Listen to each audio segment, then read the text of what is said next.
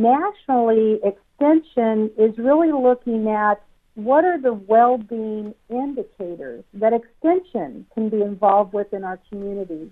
Yes, it's important to look at diseases, and it's important to look at county health rankings based upon lost years of being productive in the workplace. But extension nationally, through some of our national groups, are thinking about what does it mean to thrive? What does it mean to really be well? And so looking at the conditions for health. Over the past 4 weeks, we've been exploring K-State Research and Extension's role in helping to improve the health and well-being of Kansans. On today's Sound Living, Health Objectives for 2021. Sound Living is a weekly public affairs program produced by Research and Extension at Kansas State University. I'm Jeff Wichman. In her new role as the Kansas Health Foundation Distinguished Professor of Community Health for Kansas State University and K-State Research and Extension, Youth Development Specialist Elaine Johannes has spent the past few months learning and observing. A chance to observe how we in Extension, how our colleagues in public health, how the healthcare systems are also taking a glance back and looking ahead, and the Healthy People 2030 goals and objectives that came out just recently from the Federal Health and Human Services Department allows us to take a glimpse to what is coming next, what's ahead of us for not only for personal health, family health, but community well-being and global healthcare systems.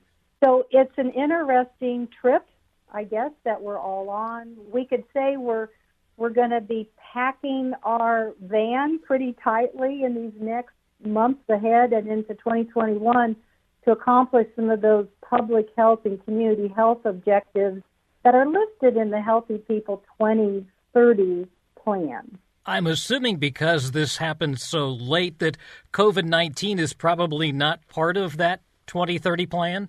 It is listed, but I will say it doesn't overshadow all the other facets of health that we in the United States really should be aware of. And you know what? We are aware now. I think we have become very aware as far as how health systems work, how people in the healthcare workforce connect with the scientists that are studying diseases, and then how we in communities respond. One of the first things that I think we need to do when we look ahead for community health and public health and our own personal health is, what is my purpose? Why am I even interested in the health of my neighbors, my church, my 4-H club, my school and community?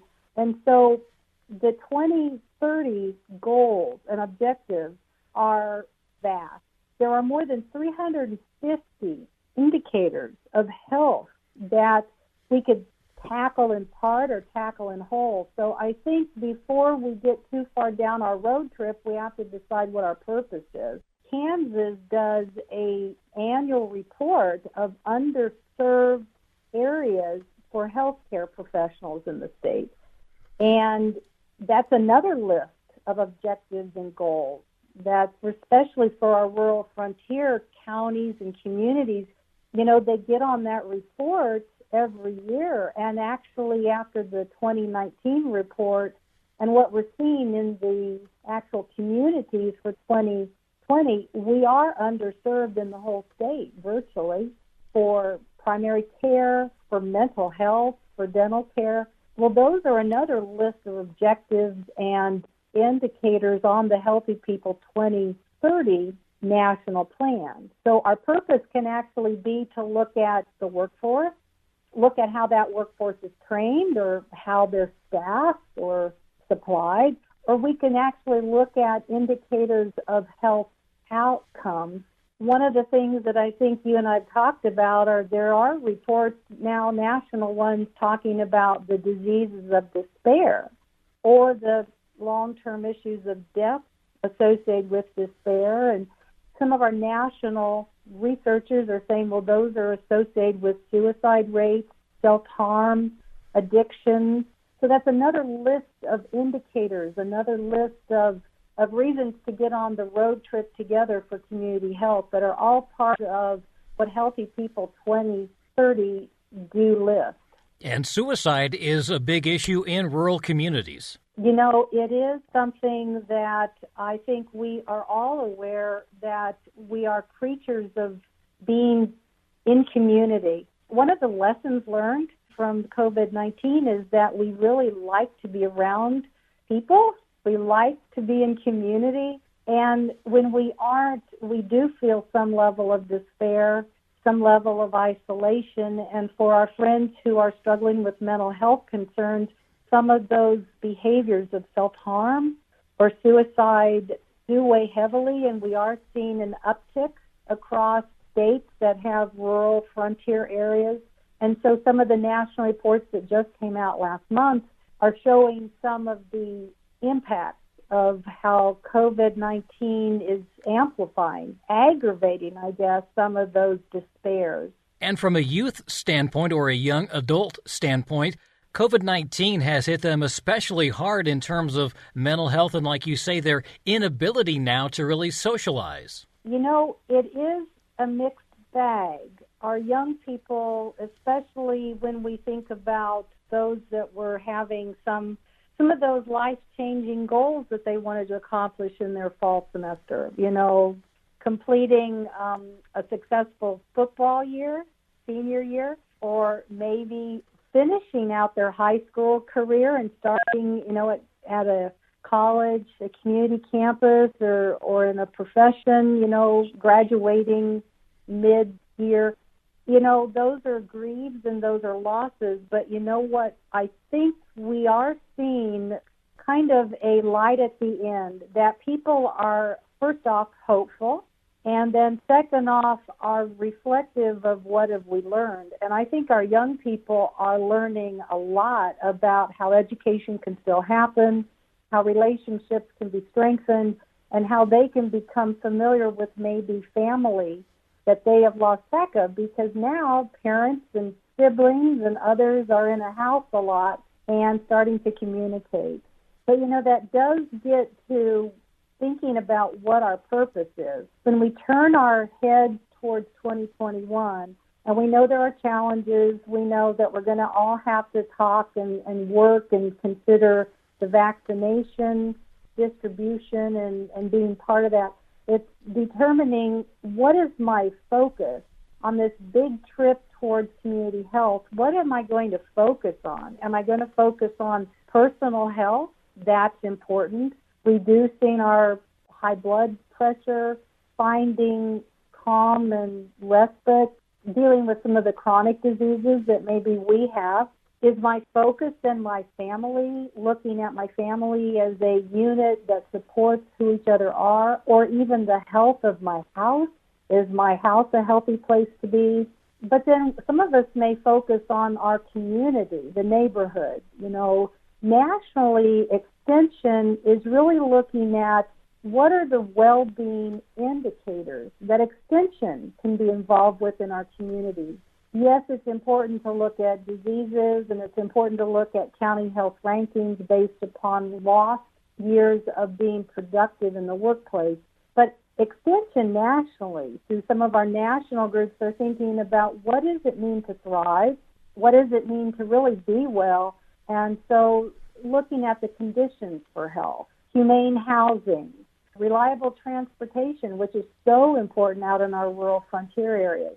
Looking at basic needs, health, safety, actually looking at a meaningful job, economic health. There are 7 conditions of thriving that I think nationally Extension is pivoting towards and saying, you know, we can all work together. We could all get on the same trip together and move ahead, being very aware that we learned a lot this past year, and we're going to take that with us as we meet any of the challenges ahead. And Kansas Extension is also focused on creating those partnerships that can fill some of those gaps and bridge some of those areas. Yes. So some of the partnerships that we take along with us on this trip into 2021 include working with the Community Health Worker Coalition in the state 6 extension specialists have been working with the coalition to train up the first cohort of community health workers in our state that are deployed, are already working out in communities from Kansas City, Wyandotte County, Olathe, down in Wichita and Hutchinson and clear out in Dodge and Garden. So we're part of that group. Then we are also working with KU Med. There's some opportunities just recently to work with the medical school, not only in their KU campus, but the Wichita one too. We are aware that 2 of our faculty, Dr. Sandy Proctor and then Gail Price, of course, are leading some national work with KU Med on diabetes education.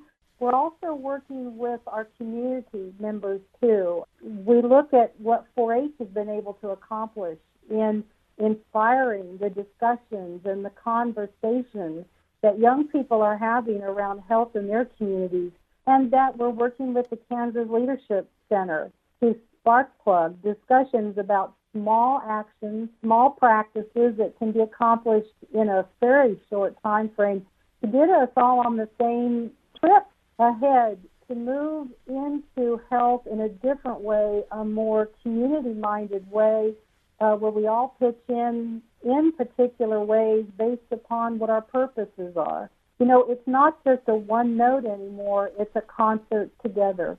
Well, that's what I was going to ask you. In your new role, what are some of the things that you would really like to focus on in terms of what we can do for not only the rural areas, but for all of Kansas in terms of their health? Well, and I have been spending some time with that, and I've had a really good time to think about it with input from our national extension people, from people in the field, and colleagues at KU and Wichita State and Fort Hays. So some of the thinking that I think would be important as we turn our sights towards the new year, in order to get change, you really have to have 3 things that get people on the same pathway, the same bus per se, and one is a sense of urgency. That sense of urgency is clear.